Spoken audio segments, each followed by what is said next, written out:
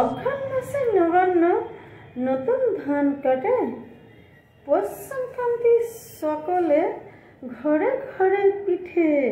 নমস্কার বন্ধুরা, আলমকে রান্নাঘর থেকে আপনাদের সকলকে জানাই স্বাগত, জানাই প্রণাম। বুঝতেই পারছেন আজকে কী রেসিপি হচ্ছে।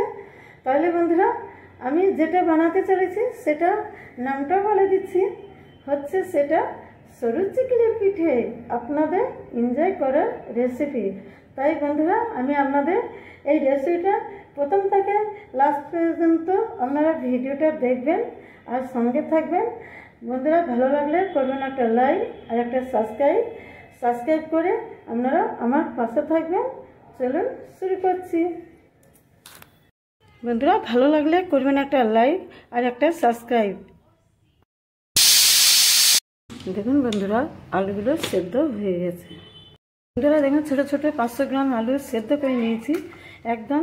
আর দেখুন আলুগুলো আমি ছিলেও নিয়েছি। হয়ে গেছে, এবারে দিয়ে দেবো মাস্টার্ড অয়েল, সরিষার তেল। গরম হয়ে গেছে, এবারে দিয়ে দেবো 1 পিস শুকনো লঙ্কা আর গোটা জিরা। এটা ফ্রাই হয়ে গেছে, এবারে এর মধ্যে দিয়ে দেবো টমেটো কুচি। বেশ করে নেড়ে নেবো, একটু ভাজা ভাজা করতে হবে টমেটোটা।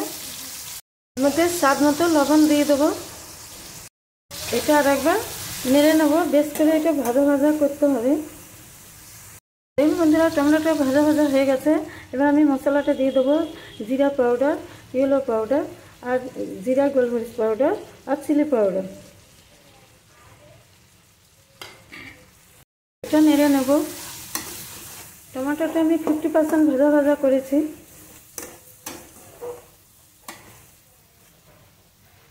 দেখুন এটা নিরামিষ আলু, সেই হেতু দেখুন আমি একটু কিছুটা খোয়া খেয়ে আমি ভেঙে নিয়েছি টুকরো টুকরো করে।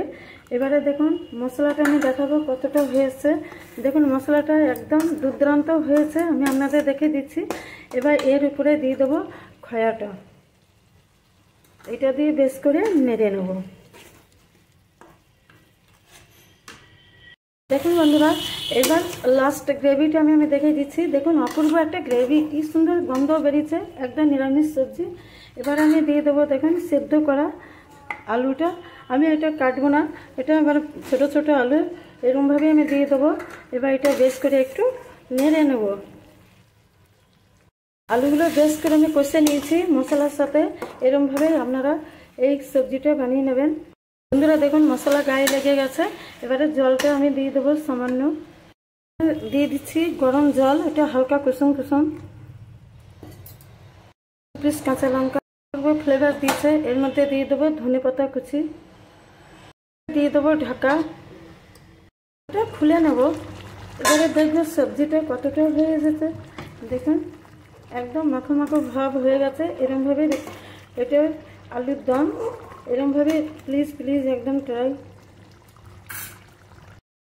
অল কমপ্লিট আমার আলুর দম, এরকমভাবে আপনারা প্লিজ ট্রাই। এটা একদম চিল্লার সাথে আমি দেবো। দেখুন অপূর্ব একদম মাখো মাখো ভাবও হয়ে গেছে। বন্ধুরা, নিরামিষ আলুর দম আমি নিয়েছি একটা সার্ভিং বাটি, এর মধ্যে আমি সার্ভ করব।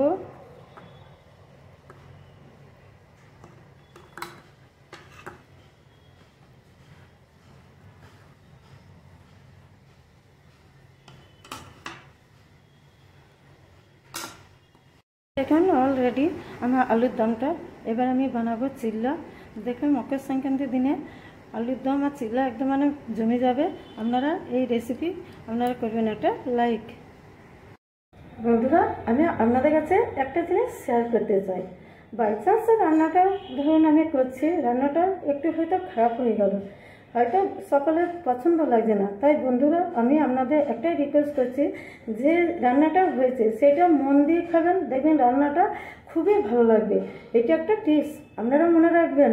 আর 2 নম্বর হচ্ছে, দেখুন বন্ধুরা, আমরা একত্রভাবে যদি ভালোবেসে রান্না করি মন দিয়ে, সেই রান্নাটা ভালোও হবে, সেটা খারাপ হওয়ার চান্সটা খুবই কম। বন্ধুরা, এই টিপসটা কেমন লাগলো সেটা আমরা জানাবেন কমেন্টের মাধ্যমে। এবার আমি বানাবো চিল্লা। দেখুন এবার নেক্সট স্টেপে এই দেখুন সাদা তিল, এটা আমি রোস্ট করে নেব। গ্যাস জ্বালে আমি একটা ছোট্ট গামলা বসিয়ে দিয়েছি, এর মধ্যে দিয়ে দেবো তিলটা।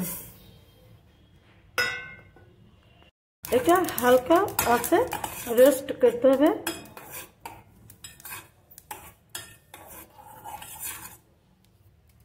বন্ধুরা দেখুন তিলটা একদম মানে রোস্ট হয়ে গেছে, ব্রাউন কালার হয়ে গেছে। এবারে এটা এর মধ্যে নিয়ে নেব।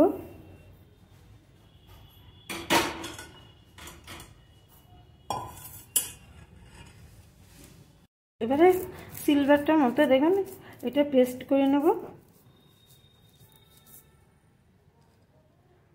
দেখুন রোস্ট করে তেল একদম ভালোভাবে পিষে নিয়েছি, এরকমভাবেই আপনারা পিষে নেবেন।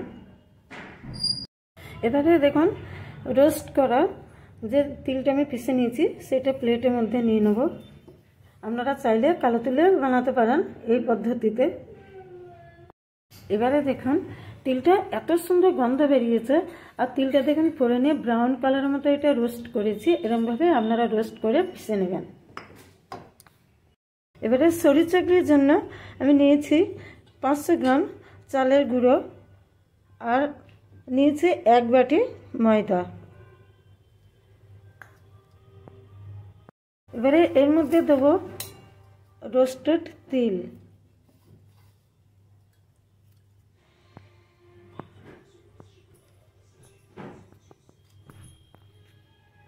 এবারে দিয়ে দেবো স্বাদ মতো লবণ। এবারে এটা মিক্স করে নেব।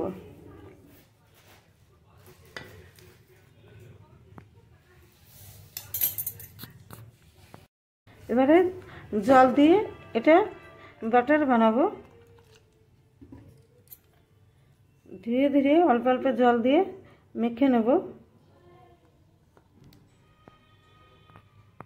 দেখুন বন্ধুরা বাটারটা এরকমভাবেই বানাতে হবে। দেখুন বেশি টাইট করলে হবে না, এরকমভাবে আপনারা বাটারটা বানিয়ে নেবেন। গ্যাস জ্বালে প্যানটা দিয়ে দিয়েছি গরম করতে, গরম হয়ে গেছে। দেখুন এর মধ্যে আমি সামান্য সরষের তেলে আমি বানাবো। আপনারা চাইলে বাটার কিংবা সাদা তেলে বানাতে পারেন, কিন্তু এখন শীতের দিন আমি সরষের তেলেই বানাচ্ছি। এবার আমি বাটারটা দিয়ে দেবো।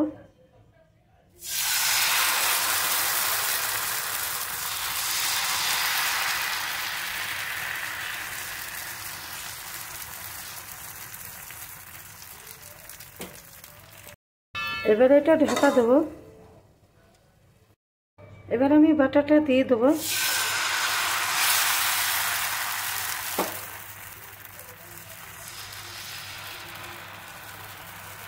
এরকম করে চওড়া বানিয়ে নিতে হবে। ফের দুবারা इस तरह দিয়ে দিয়েছি। এটা খুলে নেব। দেখুন উপরে ভাপে সেদ্ধ হয়ে গেছে। ফের এটা প্লেটে নিয়ে নেব। একটা একটা করে এইখানে নিয়ে নেব সার্ভিং প্লেটে। বন্ধুরা এইটা আরো বড় করে নিয়েছি। এবারে দিয়ে দেবো ঢাকা। আপনারা দেখুন বন্ধুরা একেই বলে চিলি, দেখতে পাচ্ছেন একদম পাতলা কাগজের মতো। এটা এরকমভাবে আমি রোল করে নেব। একদম সবজির সাথে বাচ্চাদের ছেলে মেয়েদের নিয়ে এনজয় করুন। বন্ধুরা দেখুন বাচ্চাদের জন্য এই খেজুরের গুড়, নলেন খেজুরের গুড়, এটা দিয়ে খেতে পারবে। আর দেখুন আলুর দম একদম অপূর্ব সুপার টেস্টি। এটা দিয়ে তো একদম বড়রা একদম জমিয়ে খান।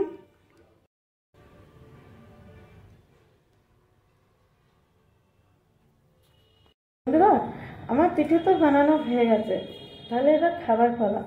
দেখুন আপনাদের ফেলে তো আমি খেতে পারছি না, তাহলে আপনারা ঘরে একবার ট্রাই করুন। বন্ধুরা ভালো লাগলে আপনারা করবেন একটা লাইক আর একটা সাবস্ক্রাইব। তাহলে আমি নেক্সট ভিডিওতে ফিরে আসবো। ভালো থাকবেন, সুস্থ থাকবেন। Thank you, tata.